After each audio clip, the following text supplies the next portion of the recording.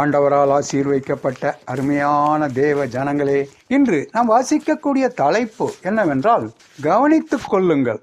உங்கள் விசுவாசம் மிகவும் பெருகுகிறபடியினாலும் நீங்கள் எல்லோரும் ஒருவரில் ஒருவர் வைத்திருக்கிற அன்பு அதிகரிக்கிறபடியினாலும். 2 தெசலோனிக்கேயர் 1வது அதிகாரம் 3வது வசனம்.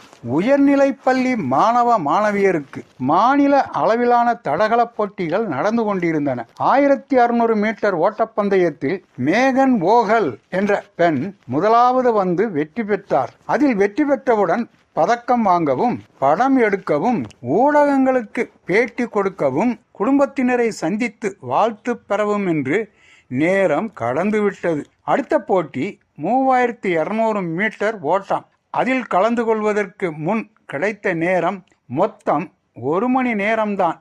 இந்த ஓட்டப்பந்தயம் நடப்பதற்கு 1 வாரத்திற்கு முன் நடந்த 400 மீட்டர் தொடர் ஓட்டப்பந்தயத்தில் இவளது குழு 5வதாக வந்து கொண்டிருந்தது. மேகன் கடைசியாக குச்சியை பெற்றுக்கொண்டு ஓடி முன்னிலை பெற்று 2வது வந்து பரிசை பெற்றார். ஓடி வந்த வேகத்தில் எல்லைக்கோட்டை தாண்டின பின்னர் சோர்ந்து கீழே விழுந்து விட்டார்.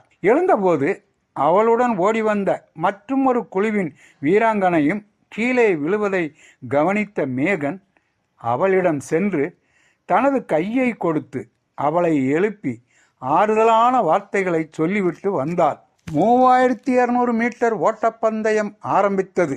மிகவும் சோர்வு அடைந்தாள். ஆனாலும் ஓட்டத்தை நிறுத்தாமல் ஓடிக்கொண்டே இருந்தாள். கடைசி வட்டம் ஓடி எல்லைக்கோட்டிற்கு சுமார் 20 மீட்டர் தூரம் இருக்கும் பொழுது ஒரு வீராங்கனை கீழே விழுவதை பார்த்தார். அவள் பெயர் ஆர்டன் மாக்மாத் ஆகும்.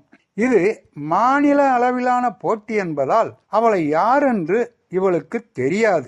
அடுத்தது என்ன செய்ய வேண்டும் என்று யோசிக்கவில்லை. உடனடியாக ஓட்டத்தை நிறுத்திவிட்டு பின்னோக்கி நடந்து கீழே விழுந்த வீராங்கனையை தூக்கி நிறுத்தினார். அவள் கால்கள் தள்ளாடின. அவளது கரங்களை பற்றி தனது தோளின் மேல் போட்டுக்கொண்டு எல்லைக்கோட்டை நோக்கி இருவரும் நகர்ந்தனர். பார்வையாளர்கள் பக்கத்திலிருந்து ஒரே கரகோஷம், சத்தம் விண்ணை பிளந்தது. எல்லைக்கோட்டருகே சென்ற பொழுது கீழே விழுந்து கிடந்த வீராங்கனையை முதலாவது எல்லைக்கோட்டை கடக்க வைத்துவிட்டு 2வது இவள் கடந்தாள். அதிக தூர ஓட்டக்காரர்கள் இருப்பதே வெகு சிலர்தான். முன்பின் தெரியாவிட்டாலும் ஒருவருக்கொருவர் உதவி செய்ய வேண்டும். எனக்கு சரியென்று பட்டதை செய்தேன். அதை நான் கண்டிப்பாக செய்ய வேண்டும் என்று கூறினார். விசுவாச ஓட்டத்தில் ஓடுபவர்களாகிய நாமும் வெகு சிலர்தான். நாம் ஒருவருக்கொருவர் உதவி செய்து பட்சமாக நடந்து கொண்டால்தான் அனைவரும் ஓட்டத்தை வெற்றியாக ஓடி முடிக்க முடியும்.